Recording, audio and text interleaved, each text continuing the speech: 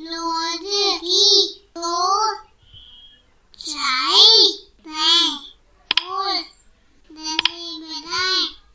दोस्तों, क्या आपने कभी कोई कुआं देखा है?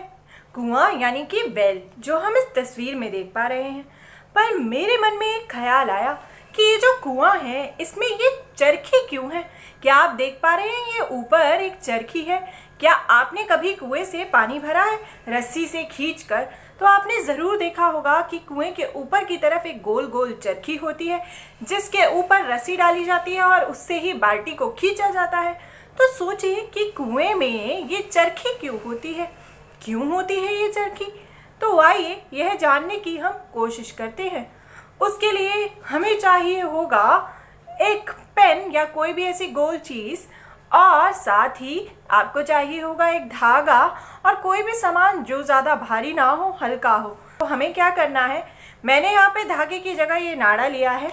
आप भी इस तरह से नाड़ा भी ले सकते हैं, रस्सी जैसा जो चीज़ हो जिससे हम जो सामान हमें खींचना है, जैसे कुएं में हम बाल्टी खींचते हैं तो उसकी जगह हम ये सामान खींचेंगे। ये ज़्यादा भारी नहीं है क्योंकि रस्सी भी हमारी ज़्यादा मोटी नहीं है, इसीलिए उसी हिसाब से ये सामान लिया है। तो इसको मैंने इस नाड़े से यानी रस्सी से बांध दिया। आप चाहें तो धागे से भी इसे बांध सकते हैं। और ये बांधने के बाद चलिए अब हम ये जो पेन है इसके ऊपर इस तरफ से रस्सी चढ़ाकर, जो खुला हुआ छोर है, एक तरफ से तो रस्सी हमने इस डब्बे पे बांध दी और दूसरी तरफ से ये जो रस्सी का छोर है वो खुला हुआ है, उसे हमने अपनी तरफ कर लिया इस पेन के ऊपर से घुमा के। अब हमें कुछ नहीं करना, अब हम इस सामान को खींचने की कोशिश करेंगे। तो ये मैंने खींचने की कोशिश करी तो ये सामान ऊपर आ गया। लेकिन देखिए दोस्तों, जब आप ये करके देखेंगे तो इस सामान को खींचने में थोड़ी ताकत तो लगेगी। अब ज़रा हम यही चीज़ चरखी के साथ करके देखते हैं। तो ये देखिए, ये मेरे पास एक चरखी है। अगर आपके पास चरखी ना हो तो आप चरखी की जगह रील भी ले सकते हैं। रील के अंदर जो छेद होता है उसको इस तरह से किसी डंडी पे लगा के और डंडी को इस तरफ से पकड़ कर आप चरखी की जगह रील का इस्तेमाल भी कर सकते हैं। देखिए, क्योंकि रील भी आराम से घूमती है। जब हम उसे डंडी में डालेंगे तो रील भी घूमेगी जैसे ये चरखी घूम रही है। तो अगर आपके पास चरखी ना हो तो आप डंडी का इस्तेमाल करना, और फिर ये जो धागा था या जो नाड़ा आपने लिया या जो भी रस्सी आपने ली, उसका जो छोर खुला हुआ था उसे अपनी तरफ करके इस रस्सी को हमें इस चरखी पर चढ़ाना है और फिर हम इस सामान को खींचने की कोशिश करेंगे। और जब आप इस बार जब सामान को खींचेंगे तो वो बहुत आसानी से ऊपर की ओर आ जाएगा। तो हमने देखा कि इस बार जो सामान है वो बहुत आसानी से ऊपर की ओर खिंच गया, जबकि जब ये चरखी नहीं थी तो हमें थोड़ी ताकत लगानी पड़ी थी। तो इसी कारण से जो हमारा कुआं है उसमें भी चरखी होती है।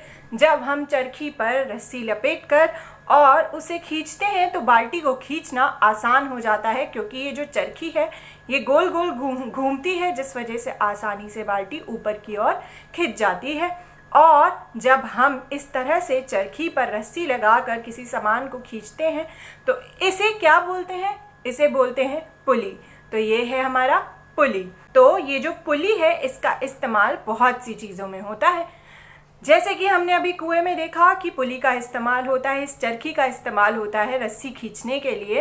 अगर ये चरखी ना हो और हम इसी तरह बिना चरखी के इसे खींचते रहें तो बार बार इस जगह पर बल खाने से रस्सी टूट भी सकती है और ज़्यादा भारी सामान हो तो उसे खींचना मुश्किल भी हो सकता है। लेकिन जब हमारे पास ये चरखी यानी कि पुली होता है तो आसानी से हम सामान को खींच सकते हैं। तो पुली का हमने देखा फ़ायदा क्या होता है। हमने जाना कि कुएं में पुली का इस्तेमाल होता है। क्या आप जानते हैं ठीक जैसे कुएं में पुली का इस्तेमाल होता है, एक और ऐसी जगह है जहाँ पे पुली का इस्तेमाल होता है, वो है एक वाहन जो पहाड़ों में इस्तेमाल किया जाता है। आइए मैं आपको वो वाहन दिखाती हूँ।